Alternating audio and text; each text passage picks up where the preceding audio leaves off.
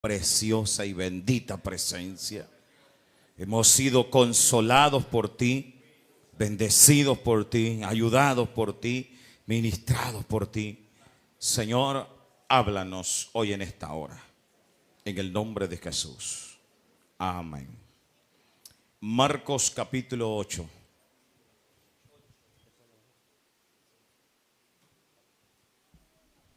Marcos, Evangelio según Marcos, capítulo 8, verso 22.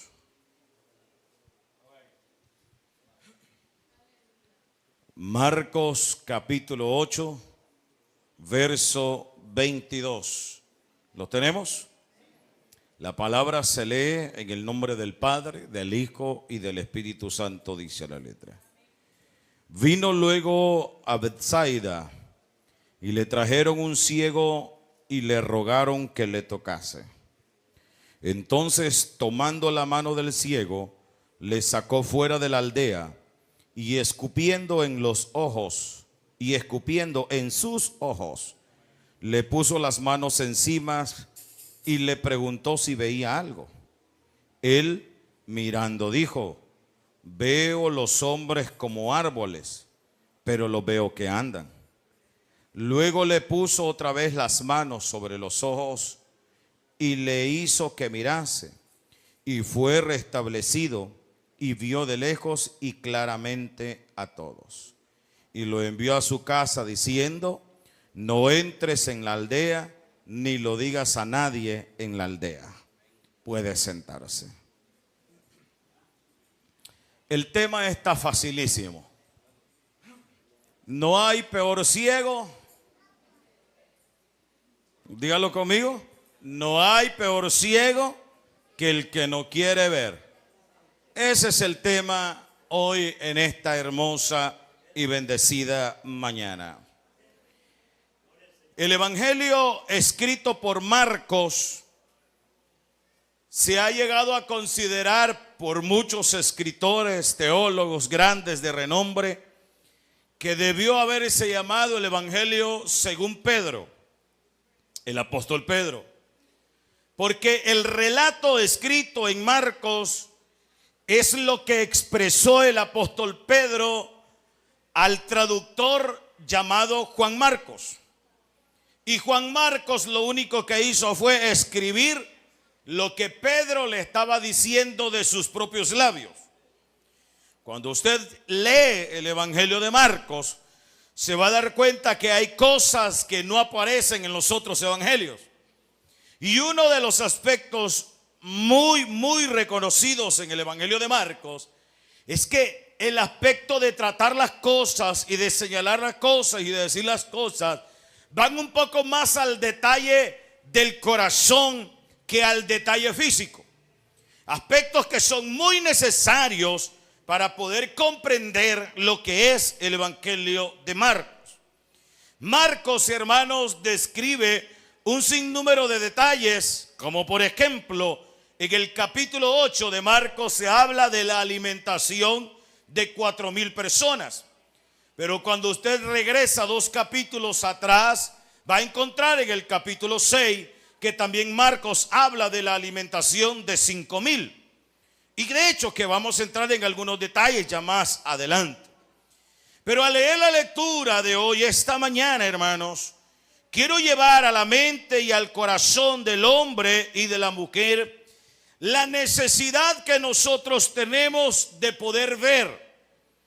La ceguera espiritual es la incapacidad de percibir o entender la verdad de Dios y de comprender la voluntad de Él tal cual Él la describe en su palabra. Aun cuando delante de nuestros propios ojos se encuentra esa verdad, nosotros no la podemos percibir porque tenemos una ceguera espiritual. La Biblia describe la condición del hombre espiritual en diferentes áreas y en diferentes etapas. Dice, por ejemplo, la palabra de Dios que el incrédulo Dios bendiga las amistades que están con nosotros, que el incrédulo está muerto en sus delitos y pecados. Y dice al final la palabra del Señor que su estado espiritual es enemistad contra Dios y rebeldía contra Dios. Pero la Biblia también pone de manifiesto al hombre natural, a tal punto que dice que es alguien que está voluntariamente ciego a las realidades espirituales que tiene delante de sí. Fíjese que el ser humano para muchas cosas tiene visión, para muchas cosas tiene visión, pero es incapaz de percibir el estado real en el que éste se puede encontrar delante de Dios por la ceguera espiritual que éste tiene. Y mucho menos es incapaz de querer tomar para sí el remedio necesario para poder quitar la ceguera espiritual, cuando el remedio está delante de él o delante de ella y Dios ahí lo ha puesto. Dice 2 de Corintios capítulo 2 versículo 14.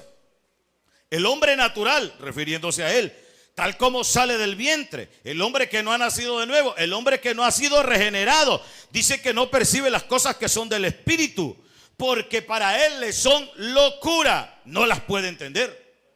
Dice 2 de Corintios capítulo 4 verso 3, que el Dios de este siglo cegó el entendimiento de los incrédulos, para que no les resplandezca el evangelio de la gloria de Cristo, el cual es la imagen de Dios. La ceguera espiritual, amados hermanos, es tan peor, 1000 veces peor que la ceguera física. Una persona puede andar físicamente ciego y de alguna manera puede entender que aquí está una pared y que por aquí está una bocina y que por aquí hay un peligro, por aquí está el atril. Y puede percibirlo, porque yo ya me conozco esta área del altar. Yo puedo tratar de caminar, ahí están las sillas, pero ahí en medio está un paso. Pero el que está espiritualmente ciego, incluso puede estar en la iglesia. ¿Sabían ustedes que hay un animal que se llama avestruz? De hecho, que creo que es una de las aves más grandes que existe sobre el planeta Tierra. Se había llegado a pensar que el avestruz era el animal más cruel, la madre más cruel de todas, porque una vez ponía sus huevos, que son unos huevos muy cholotones así, los abandonaba. Pero resulta que se ha descubierto que el avestruz es miope y que la razón por la que abandona sus huevos en el nido es porque él tiene que ir a buscar comida. Pero como es ciego, es miope, no logra encontrar su nido. Usted ve en los documentales de History Channel o cualquier canal que presente todos estos documentales, usted va a ver que el avestruz todo el tiempo anda con la cabeza hacia ras del piso. Y es porque la vista la tiene tan corta y no puede ver. Hermanos, puede estar dentro de la misma iglesia el hombre y la mujer, pero la miopía espiritual no le permite percibir el estado espiritual en el que él se encuentra. Todos los demás son exagerados, todos los demás andan demasiado mal, pero él no logra percibir que la palabra que se ha estado predicando, que la palabra que Dios ha estado enviando es más para él que para los demás. Pero no logra percibirlo porque está ciego espiritualmente. Es decir, hermanos, ni siquiera logra percibir que está ciego. Él cree que ve, pero no ve. ¿Escuchó eso? Él cree que ve, pero no ve, porque está ciego espiritualmente. La lectura que hemos tomado, vamos a regresar un poquito atrás y vamos a comenzar a partir del capítulo 8, verso 1. Porque todo el capítulo está relacionado uno con otro. Y aunque el tiempo es quizás corto y rápido, demasiado rápido, pero vamos a tratar de analizar algunas cosas muy importantes.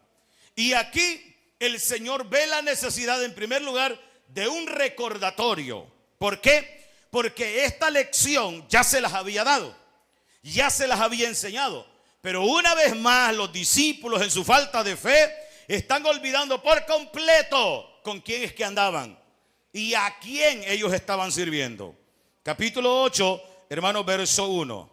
En aquellos días, como había una gran multitud y no tenían qué comer, Jesús llamó a sus discípulos y les dijo: tengo compasión de la gente, porque ya hace 3 días que están conmigo y no tienen qué comer. Y si los enviaren en ayunas a sus casas, se desmayarán en el camino, pues algunos de ellos han venido de lejos.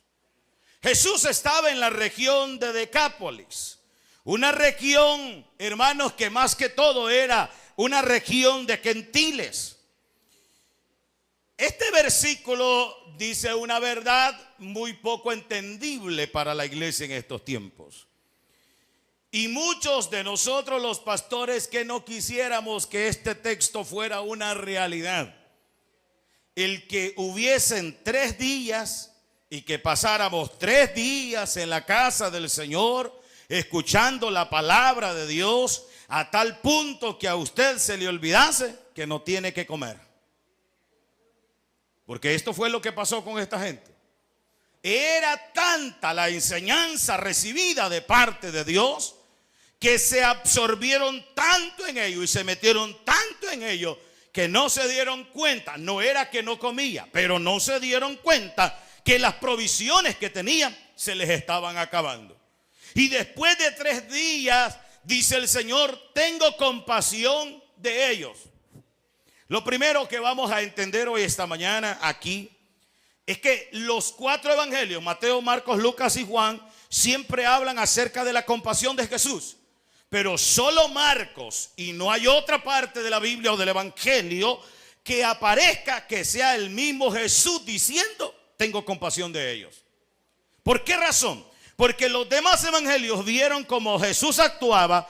Mateo, Marcos, Lucas, Juan vieron cómo Jesús, hermanos, usaba uso de misericordia y ayudaba a los necesitados. Pero en esta oportunidad es el mismo Jesús que ve a la gente y dice: tengo compasión de ellos. Cuando hace el recordatorio, comienza por esto.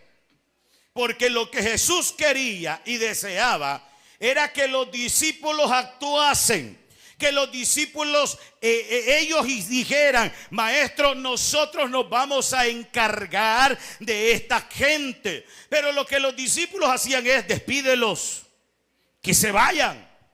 Muy típico, ¿verdad? Si nosotros nos ponemos en esta condición, nos identificaríamos. La gente es demasiado, que se vaya. Pero Jesús dice: no, tiene 3 días de estar conmigo, no han comido, están en ayunas. Y si se van, más que estaban en el desierto, se van a desmayar en el camino. Lo que Jesús quería era que los discípulos fueran movidos a misericordia, que manifestaran la compasión que Él había manifestado hacía 2 capítulos atrás, en el capítulo 6, donde Él alimentó a 5,000 hombres, sin contar mujeres y niños. Jesús tuvo que preguntarle: bueno, ¿y qué hay? ¿Qué tienen por ahí? Solo hay 5 panes y 2 pececillos. Y con eso hizo una oración y multiplicó los panes y multiplicó los peces, al punto que dice la Biblia que sobraron 12 cestos. Y quiero que le preste atención a lo que le voy a explicar ahorita. Los 12 cestos que aparecen en el capítulo 6 que sobraron eran unas cestas pequeñas, manuales, personales, que se utilizaban para la comida personal individual de cada persona. Esta cesta que se utilizó es como, por ejemplo, le diría yo de este tamaño. Podría yo estar mintiendo porque no sé con exactitud, pero cuando hablaba de que era personal es porque a una orilla iba el pan, a otra orilla iban los frijolitos, a otra orilla iba el quesito, a otra orilla iba, amado, los frijolitos. Y esa era la cesta que se le pasaba a cada persona individualmente, como cuando a usted en la casa le ponen un plato así tan grande y ahí va todo junto, las tortillas y sus 3 alimentos que ahí le ponen. Esas fueron las 12 cestas que sobraron, amados hermanos, de la cantidad que Él les dio. Pero ahora, 2 capítulos más tarde, hay que alimentar a 4,000 personas que nuevamente andan con Jesús. Lo segundo que es bien importante aquí, En el capítulo anterior, después de salir, amados hermanos, de la alimentación de 5,000, nuevamente suben y les dicen que se monten a la barca porque tienen que pasar a otra región. Y a esta región es la misma que está apareciendo aquí en el capítulo 8 de los versículos que leímos, a Betsaida. Pero curiosamente, en vez de ir a Betsaida, aquí, ¿verdad?, a su derecha, terminan, amados hermanos, en la región de Gadara, que es el otro extremo de esa isla. Y cuando llegan ahí, lo primero que aparece, amados hermanos, es un muchacho que está endemoniado. Y este muchacho le dice: ¿qué tienes contra nosotros? No puedes estar aquí y atormentarnos, porque tenía más de 2,000 o incluso más de 5,000 demonios metidos en su cuerpo. Pero ustedes conocen la historia. El Señor obra un milagro y el muchacho quiere irse con él, pero le dice que se vaya mejor a los suyos y que le testifique cuán grandes cosas Dios ha hecho con él. Y la gente, en vez de recibir al maestro, valga mencionar que esa región donde llegó Jesús, ahí a ese lugar, era más gente de nacionalidad judía. Y los judíos, como hasta el día de hoy siguen esperando un Mesías prometido, no podían comprender que el Mesías prometido era el que había llegado en la barca y había reprendido los demonios y sacado los demonios de aquel cuerpo, de aquel muchacho, y había quedado completamente libre. Y en vez de recibirlo y darle gracias a Dios, lo corrieron de ahí, de ese lugar. Jesús lo que quería era que ellos identificaran el poder grandioso de Dios. Jesús lo que quería es que ellos identificaran la misma gloria poderosa del Dios de los cielos. Y aquí los está poniendo a prueba el Señor. Hay 4,000 personas. Qué curioso, amados hermanos. 4,000 personas que necesitan ser alimentadas. Vaya conmigo al verso 4. Sus discípulos les respondieron: ¿de dónde podrá alguien saciar de pan a estos aquí en el desierto? Y le preguntó: ¿cuántos panes tenéis? Cuando usted lee el capítulo 6, él no le pregunta cuántos panes tiene, ¿qué tienen a la mano? Pero aquí les está diciendo cuántos panes tenéis, porque él sabía que habían sobrado 12 cestos. 12, amados hermanos, utensilios suficientes para que ellos poder llevarle y darle a la gente, y que ellos se llevaran todavía alguna pequeña porción. Y ellos dicen que solo tienen 7 panes. Entonces mandó a la multitud que se recostase en la tierra, y tomando los 7 panes, habiendo dado gracias, los partió y dio a sus discípulos para que se pusiesen delante, y los pusieron delante de la multitud. Hasta aquí todo bien. Pero una cosa es darle solo pan a la multitud. De repente dice: aquí hay unos pocos pececillos. Otra vez más Dios los está poniendo a prueba. Y lo que quiere el Señor es: ya vieron ellos que oró y se multiplicaron los panes para alimentar a 5,000, se multiplicaron los peces. Acaba de orar de 7 panes para alimentar a 5,000. Marcos y el resto de los evangelios no narra y no dice de ninguna forma cómo es que esto sucedió. Yo no sé si a cada pan lo partían y automáticamente le quitaban un pedazo y el otro crecía. Yo no sé, la Biblia no lo dice, y al final de cuentas es lo menos importante. Lo importante aquí es el milagro establecido por Dios. Le dicen: aquí hay unos pececillos. Jesús lo que esperaba era que los discípulos orasen por esos pececillos y que estos también se multiplicasen para que ellos compartieran con el resto de la gente que estaba ahí. Pero vea lo que dice el 7. Tenían también unos pocos pececillos, y los bendijo y mandó que también los pusiesen delante. Y comieron y se saciaron, y recogieron de los pedazos que habían sobrado 7 canastas. Eran los que comieron como 4,000, y los despidió. Mire qué bonito es esto. Hermano, Jesús primero fue movido a compasión, interesado en la necesidad de aquellos hombres y de aquellas mujeres, esperando que los discípulos actuaran de la misma forma y de la misma manera que él estaba actuando o había actuado en ese momento. Pero es increíble darnos cuenta que aunque Jesús manifestó frente a ellos la compasión hacia la gente, los discípulos no tenían la misma compasión que Jesús. Aquí hay una gran lección de vida para cada uno de nosotros. Porque por más que se diga cuán compasivo tiene que ser usted con el hombre y con la mujer, con el ser humano, tomando en cuenta el verso que se mencionó varias veces hoy en esta hermosa mañana, según la regla de oro, trata a los demás como quieres que te traten a ti. Si usted quiere ser bendecido por Dios a través de su compasión, y por favor entienda que compasión no es lástima.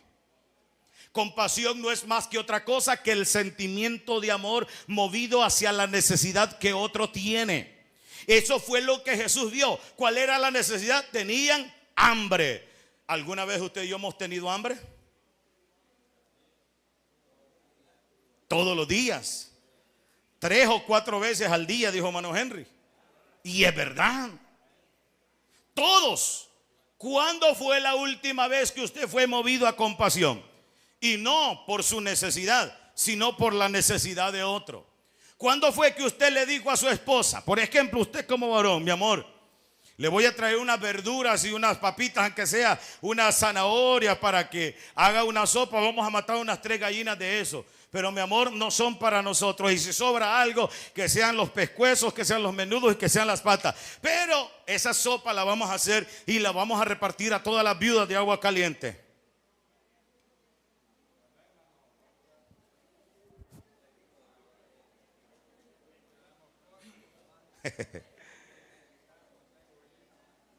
Usted podrá decir, hermano, pero mire, se fue muy lejos. No nos vayamos a las viudas, vayámonos a su propia familia. Hay gente en su familia, hay personas en su familia con gran necesidad. Y usted en su casa está desperdiciando la comida. Por descuido, qué sé yo, por cualquier cosa, ni siquiera calentó aquellos frijoles y se arruinaron, mejor los botó. Cuando pudo haberlos dejado enfriar, guardarlos en un depósito y meterlos a la refri, y el siguiente día se calentaban, qué rico, ya conservaditos. Jesús fue movido a compasión. Y no estamos hablando de un gran menú, estamos hablando de lo cotidiano que comía aquella gente todos los días. Hablando en buen salvadoreño, arrocitos, frijolitos y huevitos, lo que comemos nosotros cotidianamente. Y de vez en cuando hay un pedacito de pollo, de vez en cuando un pescadito, de vez en cuando un pedazo de carne, qué sé yo. Estoy hablando de lo cotidiano. Un huevito frito con vegetales, unos frijolitos ahí quizás salcochados. Hablo de lo cotidiano. Eso era, pero los discípulos dijeron: despide a la gente. Despide a la gente. En el capítulo 6 dice: no, hombre, si fuéramos a comprar, no recuerdo cuánto es la cantidad que dice ahí, no nos alcanzaría para darle a comer. Son 5,000 hombres sin contar mujeres. Y si a cada hombre se le agrega una mujer, son 10,000. Y si a cada pareja se le agregan 2 hijos, que en aquellos tiempos no eran de 1 ni de 2, pero por lo menos si eran 2, estamos hablando de 20,000 personas. En esta ocasión habían 4,000.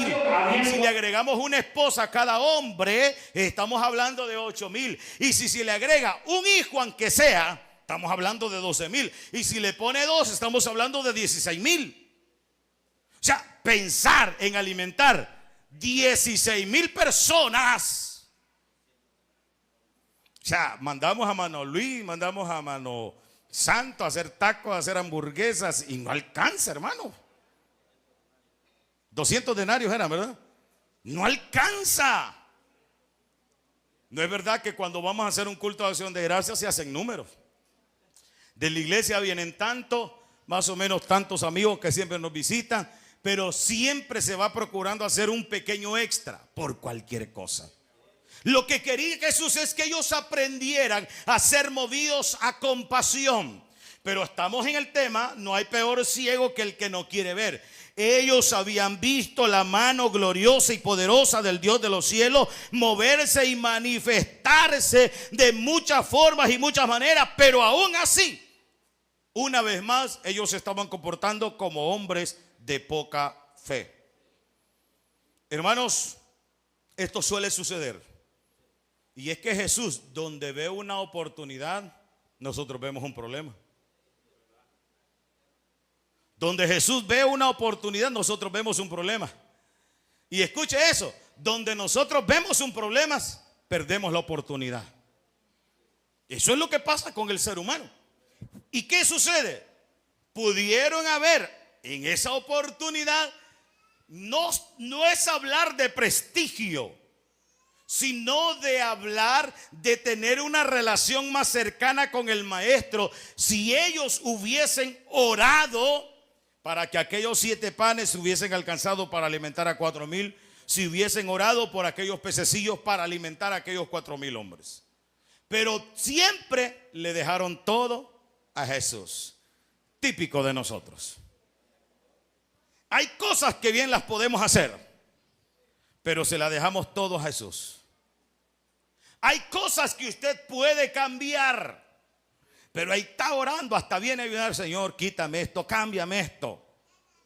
Yo le dije hace unos domingos atrás, si usted va a competir en una carrera de atletas y usted va y le ora al Señor, Señor, yo quiero competir y quiero ganar la medalla de oro, Dios no te va a dar medallas, te va a dar un par de tenis que sean a tu medida y si es posible tu color favorito. Porque con eso lo que Dios te está diciendo es, aquí están los zapatos específicamente que necesitas para la carrera, para que vayas y entrenes y seas capaz de poder correr estos 100 metros libres.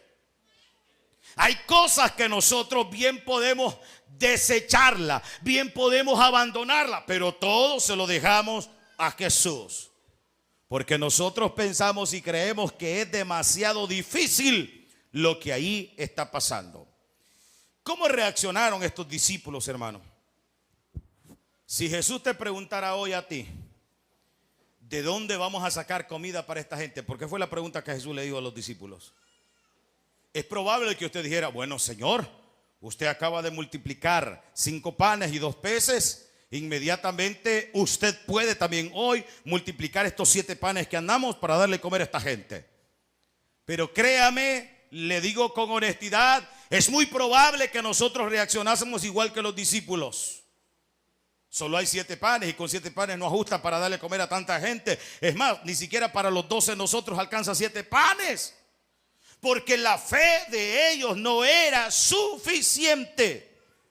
Y de verdad que usted y yo tenemos un serio problema en aplicar lo que conocemos de Dios. Porque a veces aplicamos lo que conocemos de Dios, a veces para causarle daño al otro, pero para aplicarlo a nuestra vida espiritual no lo hacemos. La Biblia dice que hay que orar, la Biblia dice que hay que leer la Biblia, pero quizás somos capaces de exhortar a alguien y decirle, lee la Biblia, ora, pero yo no oro, yo no leo la Biblia. Entonces, mis amados hermanos, eso es lo que el Señor está queriendo que esta gente, estos discípulos que andan con Él, que tienen que aprender de Él, logren observar el poder maravilloso de Dios. Allá fueron 5 panes, aquí son 7. Es que mire, al Señor el número no le importa. Allá fueron 5,000 hombres, aquí son 4,000. A Dios el número no le importa, amados hermanos. Aquí lo que importa es que Jesús alimenta milagrosamente a 5,000 y ahora está alimentando milagrosamente a 4,000.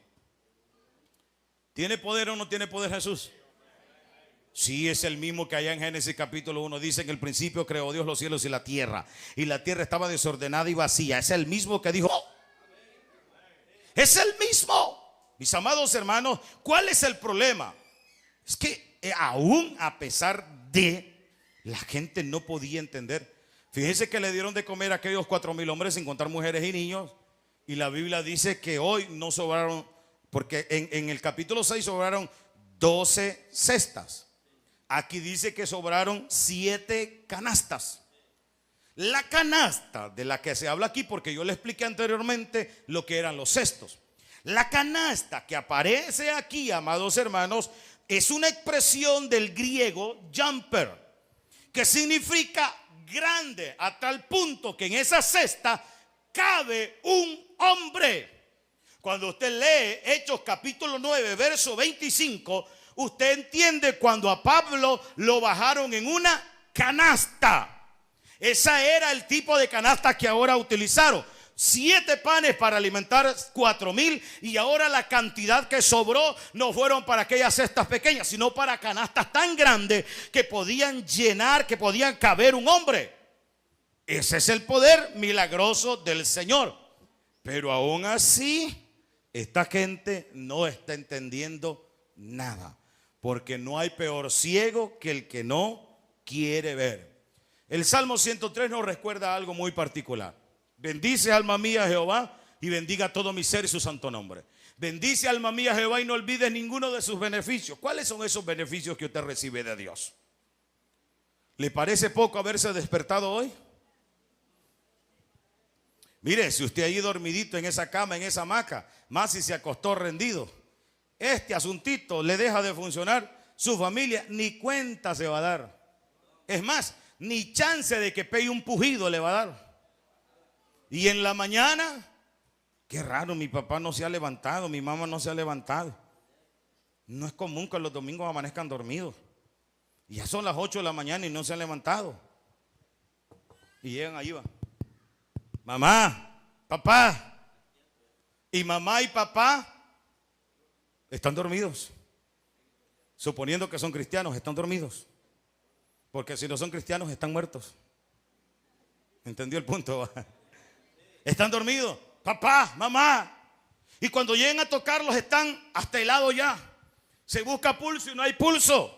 Y ya no se puede hacerlos regresar porque ya están en otro lugar mucho mejor. Esto es así, hermano. Un día de estos tú estás bien y cuando menos acordamos apareces con un malestarcito por ahí y de repente vas a pasar consulta, te hacen los exámenes generales y te dicen, mira, la hemoglobina la andas un poco baja, te vamos a dar un medicamento para que se te suba.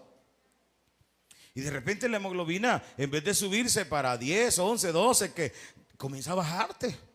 Y te comienzan a decir, mira, quizás tenés anemia. Y hay necesidad de hacerte otros estudios profundos. Y cuando menos acordaste, hacen otros estudios un poco más amplios y llegan a una sola conclusión, que tus riñones son los que no te están funcionando bien y ahora son los que están haciendo que gastes todo lo que tu cuerpo está necesitando, tus sales, los minerales que tu cuerpo necesita. Ahora la creatinina se ha subido a un número demasiado exagerado, la tenés a 5, la tenés a 6 y el médico te está diciendo, mira, necesitas hacerte diálisis inmediatamente porque de lo contrario vas a morir.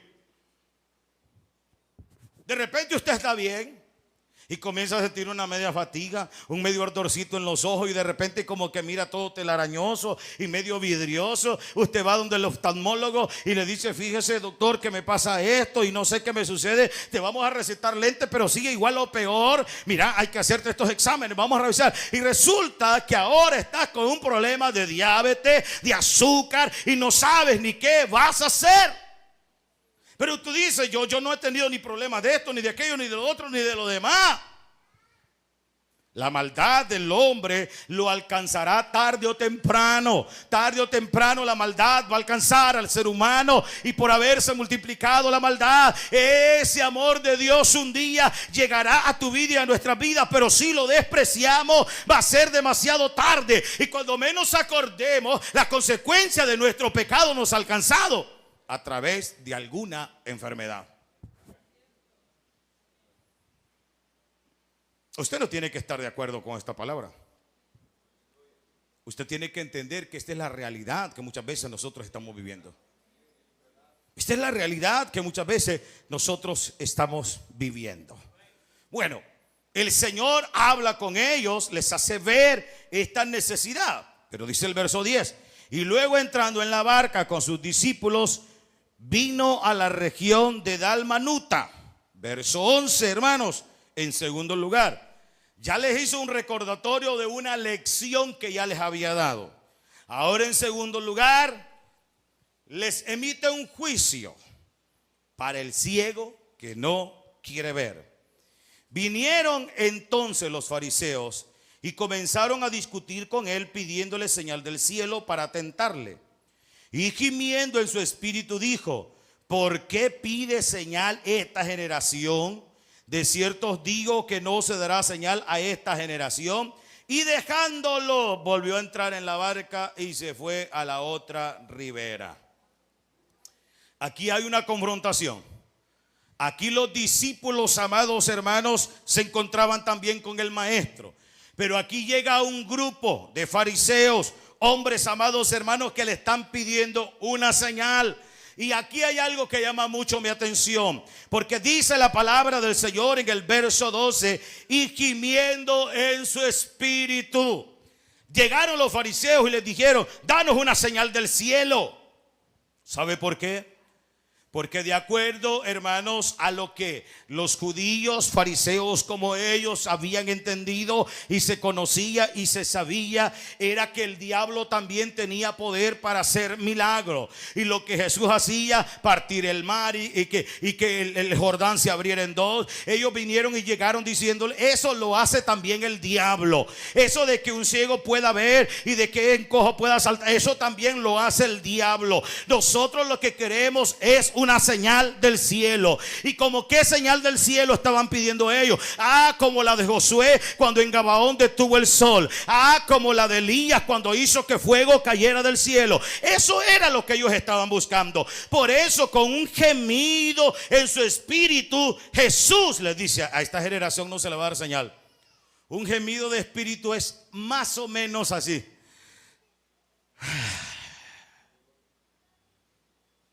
Eso es más o menos un gemido en el espíritu que Jesús acaba de tener en esta lectura. En otras palabras es: qué bárbaros ustedes.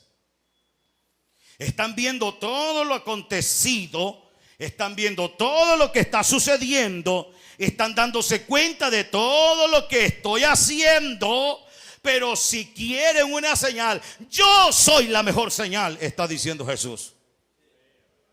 Y ustedes están pidiendo una señal del cielo. Hermano, si tú vas donde alguien y le demandas algo y lo que escuchas es un tú tienes un serio problema. Tú tienes un serio problema. Se lo explico mejor.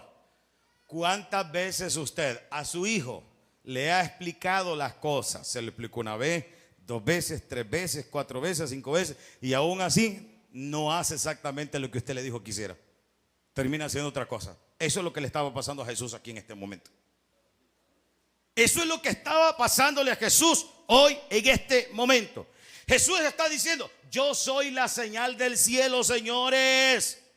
Por eso Jesús, y mire, y aquí, hermano, es bien fuerte lo que hizo Jesús. Y dejándoles, volvió a entrar en la barca y se fue a la otra ribera. Así ve, bien sencillo. Los dejó hablando solos, pues. Los ignoró. Los dejó.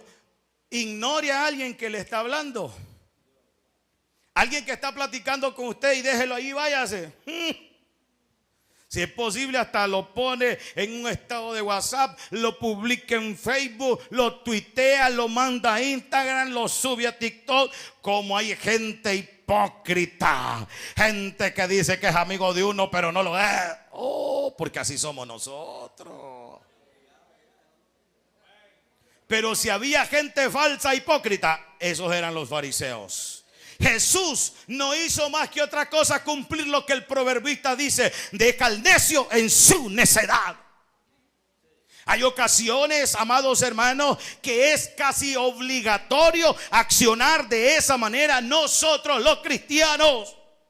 Quizás no se vea bien adecuadamente, pero hay ocasiones que hay personas que no siquiera tienes por qué estar perdiendo tiempo y discutiendo con ellos lo que no se puede estar discutiendo, lo que no se debe de discutir, porque es algo que ya la persona debe de entender, debe de razonar, porque en el evangelio y en la iglesia de Cristo hay personas adultas que han reconocido a Jesucristo en su corazón y que por ende le han recibido, y que ahora con gratitud en sus corazones le sirven, se entregan al servicio de la obra del Señor, donde quiera que ellos se encuentren, donde quiera que ellos se congreguen. Pero ¿qué pasa? Hay gente que aún así no está entendiendo. Ese es un fariseo moderno. Ese es un fariseo moderno. Hermano, vivimos en un tiempo donde la iglesia tiene que tener mucho cuidado. ¿Cómo se reconocen en los fariseos modernos? Hay mucha religiosidad en ellos. Hay mucha religiosidad en ellos, pero espiritualidad no hay nada. Los fariseos modernos, pues, en otras palabras, no son más que religiosos dentro de las congregaciones evangélicas.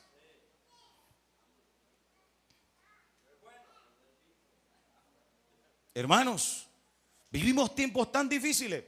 No hay peor ciego que el que no quiere ver. Entonces, si tú esta mañana llegas a pensar y a considerar que no eres un fariseo, presta atención a lo que estamos hablando.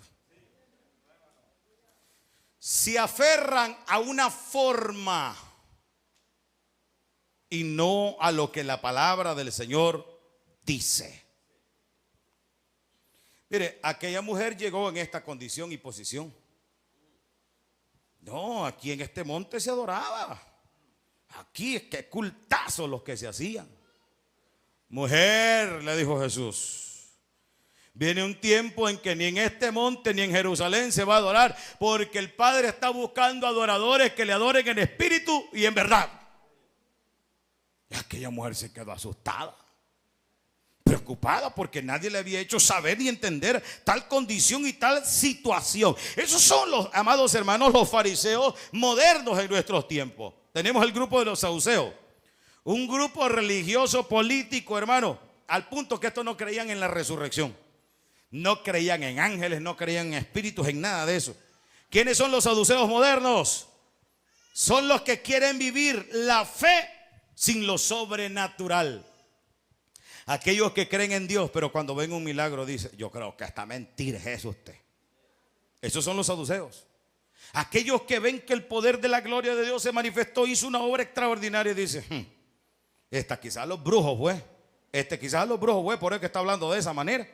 Esos son los saduceos modernos. Aquellos que quieren vivir la fe, pero no lo sobrenatural. Hermanos, mire, es que no hay cosa más hermosa que vivir lo sobrenatural en el Señor. ¿Se acuerda de aquella alabanza? A veces que estoy orando, a veces que estoy cantando, a veces que estoy leyendo las escrituras. ¿Se acuerda? Cuando de pronto siento ríos de agua viva que fluyen dentro de mi alma y de mi ser. Ríos, ríos de agua viva. Ríos, ríos de agua viva. Ríos, ríos de agua viva fluyen en todo mi ser. Los saduceos no creen en eso. El saduceo se le queda viendo. ¿Y ese de qué estará llorando? Porque no entiende que aquel está sintiendo no está danzando, no está hablando, simplemente le están rodando unas lágrimas aquí que están entre lo curioso, le diría yo, que están entre calientes y entre heladas, porque usted está sintiendo la gloria preciosa de Dios. Esos son los saduceos modernos, amados hermanos. Qué interesante está esto. Niegan y optimizan los milagros, o minimizan, perdón, los milagros. Minimizan la obra del Espíritu Santo y reducen el evangelio a algo solamente intelectual. ¿Cómo se reconoce en esto? Un desprecio total a todo lo que se llama espiritual. Una falta de fe al mismo poder de Dios y un enfoque más en lo terrenal que en lo eterno. Pero tenemos los herodianos. ¿Quiénes son los herodianos? Modernos. Herodianos porque eran seguidores de Herodes, aliados de Roma. En la iglesia hoy en día los herodianos modernos son los que buscan posición, poder, prestigio, conveniencia política más que servir a Dios. Si a mí me eligen presidente para este próximo periodo, si no, en el culto no me huelen. Y se le cree, hermano, porque como no lo eligieron al culto. Los herodianos solo buscan prestigio. Dice el músico de la iglesia, el día que yo no voy y toco ese instrumento no se siente bonito, porque solo buscan prestigio, reconocimiento. Estos hipotes nos son a 10, hermano Henry. Amén, gloria a Dios. Porque solo buscan prestigio, reconocimiento. Llámeme que yo voy. Diga que me invitó, aunque sea mentira. Porque le encanta que lo vean. Que digan, mira el siervo, mira la sierva, mira el ministro, mira la ministra. Esos son herodianos. No sé si usted conoce alguno, o usted no vaya a ser que sea uno. Ven la iglesia como un lugar para tener control. A los hijos no los puede controlar en la casa, pero aquí la esposa ni caso le hace, pero en la iglesia se pudo ver este asunto. Va. Esos son los herodianos. Esos son los herodianos. Se preocupan más por la imagen y las alianzas de este mundo que por la santidad. Recuerdo una vez, hace muchos años, yo no era pastor todavía, y un candidato yo no sé si era alcalde o diputado, no recuerdo bien, y teníamos una vela, hermanos. Bien recuerdo que había una vela. Y vino, se parqueó ahí. No, hombre, y entró por ahí. Y empezó a repartir delantares, empezó a repartir ¿cómo se llama? Los afiches, empezó a repartir gorras. Y alguien lo detuvo por ahí. Y le dijo, mire, disculpe usted con mucho respeto, esto es la casa del Señor, no haga eso. Si quiere repartir y regalar, hágalo allá afuera. El hombre era muy entendido y conocedor de la misma palabra. El hombre mandó a guardar todas las cosas y las mandó a echar al carro. Se sentó, estuvo en la vela y luego se fue. Amén, hermanos. Está más preocupado por las alianzas con el mundo que por la santidad de Dios en su vida. ¿Cómo se reconocen dentro de la iglesia? Tienen una sed de poder. Una sed de poder. Como los que están en ayuno ahorita que tienen sed. Está caluroso, va, a pesar de cómo estuvo anoche. Una sed. Y es que anhelan ser vistos, anhelan ser palpables. Si ya casi quieren que se les extienda una alfombra roja y que digan hacia un lado porque aquí viene el ángel querubín. Un anhelo de poder. ¿Cómo se conoce en la iglesia? Porque le encanta manipular las cosas y manipular a la gente. ¿Cómo se conocen? Porque el evangelio lo mezclan con el mundo. Bueno, eso era lo que el Señor les estaba diciendo, la reprensión a los ciegos. Y qué terrible, amados hermanos, cuando nosotros vemos esto en la misma escritura. Ahora voy a ir finalizando con la lectura que tomamos inicialmente. Un ciego sanado en Bethsaida. Vino a Bethsaida y le trajeron un ciego y le rogaron que le tocase. Entonces, tomando la mano del ciego, lo sacó fuera de la aldea y escupiendo los ojos, le puso las manos encima y le preguntó si veía algo. Él mirando dijo, veo a los hombres como árboles, pero los veo que andan. Luego los puso otra vez la mano sobre los ojos y le dijo que mirase. Y fue restablecido, vio de lejos y claramente a todos. Aquí pasan al menos tres cosas. Voy a ver si el tiempo me lo permite. Número uno, hermanos, antes de entrar en cualquier detalle, es que resulta que Jesús había hecho varios milagros e hizo varios milagros de sanar a varios ciegos. Pero curiosamente, fíjese que nunca un milagro fue en dos etapas. Todo el tiempo los milagros ocurrían instantáneamente. Pero aquí el maestro hace una sanidad, un milagro, y eso era tan sencillo. Ya había alimentado a 5,000, ya había alimentado a 4,000, ya había hablado sobre un solo pan que andaban allá en la barca, cuando Jesús lo que quería es que ellos aprendiesen que de ese pan se podía multiplicar para que hubiera suficiente comida en la barca para todos ellos. Les está hablando de la levadura de los fariseos, de los saduceos, de los herodianos. Pero resulta que aquí hay un hombre que está ciego. Primero, el ciego no dice nada. Son los amigos que traen al ciego. Segundo, agarran al ciego Jesús y se lo lleva fuera de la ciudad. Y tercero, el ciego, la primera parte del milagro, veía a los hombres como árboles. Y los hombres que estaban ahí no eran otros más que los mismos discípulos. Lo que Jesús quería que entendiesen los discípulos era que así estaban viendo ellos.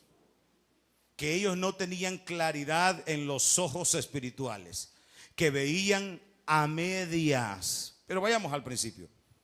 El ciego no dice nada. Resulta que son los amigos que llevan al ciego. Ahora yo te hago la pregunta, ¿con quién te identificas tú? ¿Con los amigos o con el ciego? Fíjense que Jesús en aquellos tiempos él conocía, hermanos, conocía la costumbre orientales de aquella época. Y resulta que la costumbre oriental decía que la saliva era medicinal. Si no me lo crees, se lo voy a poner a manera de ejemplo. Cuando usted y yo nos machucamos un dedo o nos hacemos una pequeña herida, nos quemamos inmediatamente por instinto. Entonces los judíos tenían ellos y creían que la saliva era medicinal. Pero en otras oportunidades Jesús escupía al suelo, hacía lodío y se lo ponía. Pero ahora escupió en los ojos de él.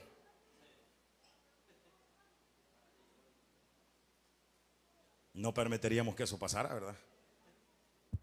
La miopía que tenía este hombre, si usted ve los casos de ceguera en la Biblia, era muy común en el Medio Oriente. Una de las razones por lo que la gente quedaba ciega constantemente era porque el sol en ese tiempo, siempre en esos lugares ha sido caliente, más que en cualquier otro lugar, debido a que ahí hay mucho desierto y el calor es insoportable. Segundo, eso producía infecciones. Pero la gente tenía que ir a trabajar a los desiertos. Y como trabajaban con animales, habían muchas moscas y las moscas se les paraban en los ojos. Y ellos no tenían ni siquiera la posibilidad de estar espantándose las moscas. Y cuando menos terminaban con miopía al punto de que quedaban ciegos completamente. Y en esta oportunidad, este hombre está ciego. Él no dice nada, lo hacen sus amigos. Y fíjese que es bien curioso porque Jesús lo toma de la mano y aquí pasa una cosa bien interesante. Imagínate tú ciego en medio de una ciudad, que de repente alguien te tome la mano, no te diga nada y te vaya llevando. ¿Cuál va a ser tu reacción? ¡Auxilio! ¡Ayúdenme! ¡Alguien me está secuestrando! ¡Me está robando! Pero si usted ve, el ciego no dice nada. Por eso vuelvo a preguntar, ¿con quién se identifica usted? ¿Con el ciego o con los amigos? Jesús se lo llevó fuera de la ciudad. Hermanos, la miopía espiritual ha llegado al punto del hombre y de la mujer, y esta precisamente no se está dando cuenta de la condición que tiene. Muchas veces nos pasa como a esos discípulos. Nos resulta tan difícil conectar todos los puntos y olvidamos tan fácilmente todo lo que está aconteciendo. Y aquí vemos un milagro que trae esperanza. Iglesia Bautista Sol de Justicia de Agua Caliente, en esta mediodía yo te digo, cuídate de la levadura de los fariseos, porque es dañina. Yo te digo en esta hora, cuídate también de la levadura de los saduceos. Cuídate de aquellas voces que están atacando la infalible palabra de Dios. Cuidémonos, iglesia. Pero cuídate también de la levadura de los herodianos. Cuidado con la mundanalidad. Mire, hay personas que tienen mucho cuidado y se convierten en legalistas. Y por ser legalistas se arrojan a los brazos de la mundanalidad. Y cuando menos acordamos terminan en una condición deplorable. Hoy Jesús, finalizando esta lectura que yo he tomado, les está diciendo a través de un ciego cuál es la condición que ellos tienen. Y en los versos anteriores les recuerda el capítulo 6 del libro de Isaías. Tienen ojos y no ven. Tienen oídos y no escuchan. Hermanos,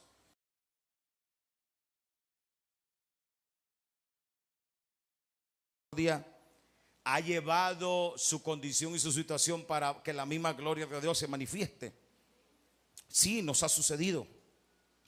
Pero resulta, hermanos, que hay ocasiones que tenemos preocupaciones tan grandes en nuestra vida y todo lo que pasa alrededor lo interpretamos de acuerdo a la condición que yo tengo. Si alguien cantó una alabanza, por mí la cantó. Si el pastor predicó, por mí lo dijo. Porque interpretamos todo a la condición que tengo. Y los discípulos están aprendiendo una valiosa lección hoy en esta oportunidad. Escupen los ojos del ciego y le dice: ¿qué miras? Porque este hombre no era ciego de nacimiento. Él veía al principio, pero se quedó ciego. Veo a los hombres, pero parecen árboles y los veo caminando.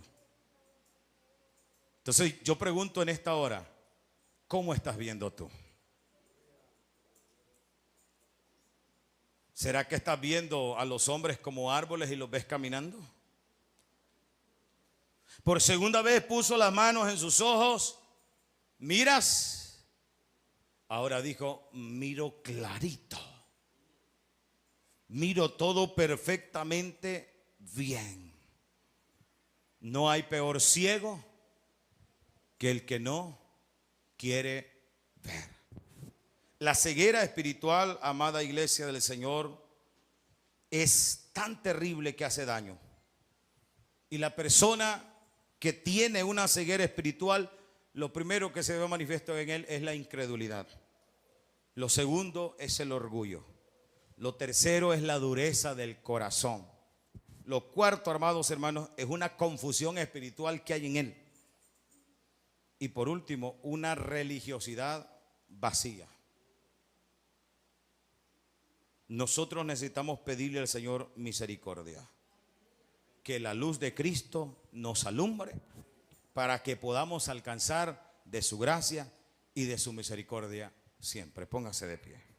Padre, gracias por concedernos hoy en esta oportunidad, Señor, el privilegio de darte gloria, de darte honra a ti, Señor. Cúbrenos cada día. Queremos disfrutar de tu bendición siempre, en todo momento y en todo lugar. Señor, ayuda a tu iglesia.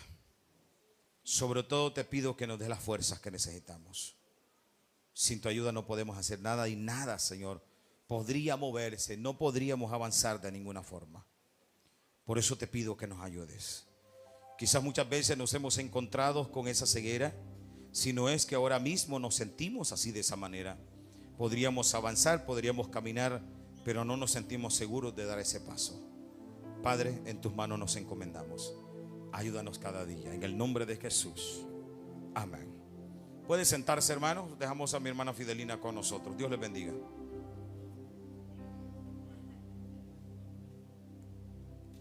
Un momento, hermano, yo sé que el tiempo ha avanzado, pero ya vamos a hacerlo bien rapidito.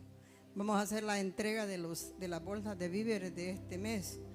Y vamos a empezar como siempre. Bueno, vamos a pedirle en este caso al hermano Julio, que él nos va a recoger la del hermano Santo. Pique se fue con la hermana Cruzita, ¿verdad? Así es que ya lo teníamos acá anotadito y entonces vamos a esperar que hermano Julio se lo lleve. Entonces empezamos por los hermanos que se les da mensualmente, la familia pastoral. Gloria a Dios. La familia López Granado, familia Granado Cruz. La hermana Juanita no está, ¿verdad? Oh, sí la saludé cuando entré, no me acuerdo. Perdón, hermano. Hermana Juanita Amaya. Y tenemos aquí a la hermana Elsie siempre, ¿verdad? Vamos a suplicarle que recoja a la hermana Sandrita. Y ahí, aquí a quien le pedimos, el hermano David, ¿verdad? La de la hermana Fidelina, parte del equipo, creo. Bien. Fidelina Gómez Lario. Y la del hermano Santos Vázquez, hermano, por favor. Tenemos también aquí al hermano Juancito López. ¿Qué pasa el hermano? No sé si quiere ir pasar el hermano Juan, por hermano Juancito, o hermano Juancito pasa. Gloria a Dios. Y el hermano Javier Fuentes, ese es personal. La hermana Cinia Hernández y la hermana Teresa de Benítez, por favor. La hermana Glendy Madaí López. Y también vamos a suplicar a alguien. Vi al hermano Samuelito, pero parece que ya no fue, ¿verdad? Porque queremos también mandarle una a la hermana Tirsa, perdón, a la hermana Erenia, ¿verdad? Ahorita que está ella malita. No sé si quiere pasar, hermano Tony, por favor. Hermano Tony va a pasar a recoger la de la hermana Erenia. Y tenemos a la hermana Andrellita. Tal vez quisiéramos suplicarle a una hermana, o no sé si ella puede pasar, ¿verdad? Andrellita Ortiz.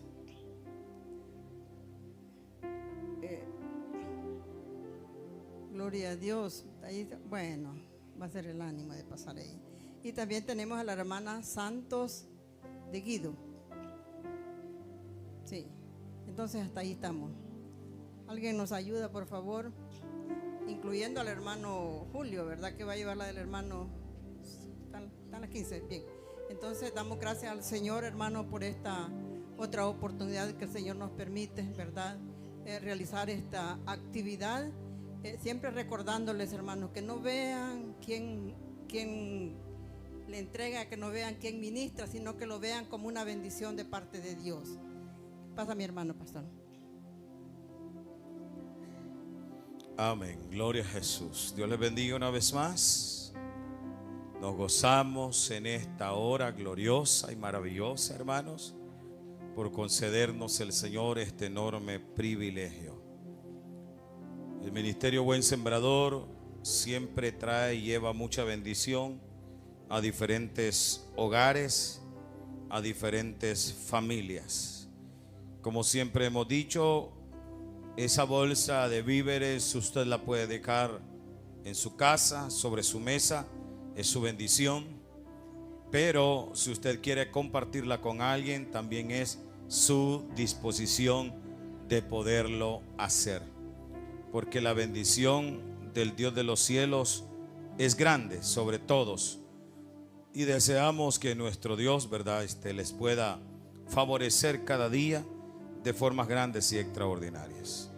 Gracias a cada uno de los hermanos, de las hermanas, de las familias que participan, hermanos, de lo que es, ¿verdad?, a apoyar económicamente, enviar sus ofrendas para el ministerio Buen Sembrador. Hermanos, vamos a hacer una pequeña oración rápido por estas familias.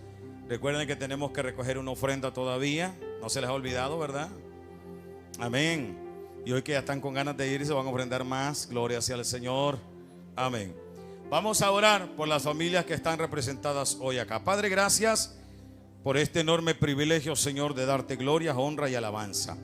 Gracias, Cristo bendito, por el ministerio Buen Sembrador. Gracias por cada familia que hoy recibe, Señor. Algunos de ellos, Padre Celestial, es sobre para su mesa. Algo otro quizás se les va a ir a dejar posteriormente a algunos ancianos. De la manera que sea, Señor, gracias. Muchas gracias. Bendice a mi hermana Fidelina. En conjunto a todos aquellos hermanos, hermanas, amistades que se han unido siempre a este ministerio Buen Sembrador para aportar económicamente y traer, Señor amado, lo necesario para bendecir muchas familias. Hoy, esta mañana, en tus manos depositamos. Sé que no va a hacer falta nada sobre las mesas de ellos, sobre sus bolsillos, en sus trabajos. Los vas a cuidar, los vas a guardar. Vas a bendecir estas familias hoy representadas. Señor, en tu nombre oramos. Amén. ¿Pueden sentarse tantito, hermanos? Quiero hacer pasar a los sugieres, por favor. Gloria sea al Señor.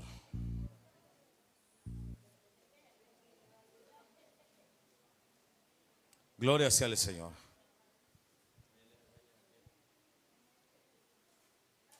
¿Las canastas? No, allá están adentro.